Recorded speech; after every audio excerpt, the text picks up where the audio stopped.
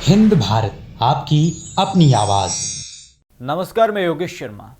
तिब्बती बौद्ध आध्यात्मिक नेता दलाई लामा 1959 से ही भारत में रह रहे हैं। वो कई मौके पर भारत में धार्मिक सौहार्द की सराहना कर चुके हैं। अब एक बार फिर उन्होंने कुछ ऐसा कहा है जिससे चीन को जाहिर तौर पर खुशी नहीं हुई।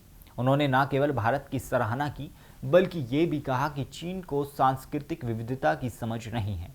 उन्होंने हालांकि अपने पुराने मित्रों से मुलाकात के लिए चीन जाने की इच्छा जताई, पर बाकी का जीवन शांतिपूर्ण तरीके से भारत में बिताने की इच्छा भी जाहिर की। चीन विदेश मंत्रालय से जब दलाई लामा की टिप्पणियों पर प्रतिक्रिया मांगी गई तो ये सवाल किया गया कि क्या बीजिंग तिब्बतियों के धर्मगुरु को चीन या तिब्बत की यात्रा करने की अनुमति देगा। तो चीन की कम्युनिस्ट सरकार में विदेश मंत्रालय के प्रवक्ता वांग वेनबिन ने कहा कि बीजिंग तिब्बतियों के आध्यात्मिक नेता के साथ वार्ता के लिए तैयार है, लेकिन तिब्बत पर बातचीत नहीं होगी।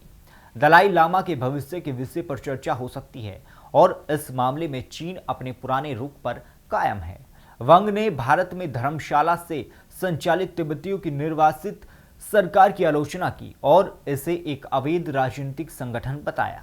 इससे पहले बुधवार को दलाई लामा ने जापान के फॉरेन कोरेस्पोंडेंस क्लब की ओर से आयोजित एक ऑनलाइन प्रेस कॉन्फ्रेंस में धर्मशाला से कहा था कि चूंकि उनकी उम्र बढ़ रही है, इसलिए वो अपने पुराने मित्रों से मिलने के लिए चीन जाना चाहते हैं, पर उनकी योजना चीन के राष्ट्रपति शी जिनपिंग से मुलाकात की नहीं है। उन्होंने इस दौरान भारत में धार्मिक सौहार्द की सराहना की और कहा कि वो अपना बाकी का जीवन भारत में शांतिपूर्ण तरीके से बिताना चाहते हैं।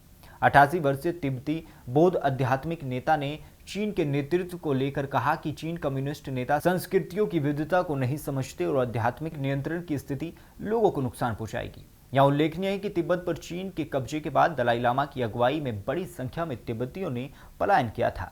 उन्होंने भारत में राजनीतिक शरण ली थी। वे 1959 से ही भारत में हिमाचल प्रदेश के धर्मशाला में रह रहे हैं और यहाँ से निर्वासित सरकार चला रहे हैं। फिलहाल इस खबर में इतना ही। देश दुनिया की तमाम खबरों के लिए जुड़े रहें हिंद भारत न्यूज के साथ। देश दुनिया की तमाम खबरों के लिए देखते रहें हिंद भारत। लाइक, सब्सक्राइब और शेयर करना ना भूलें।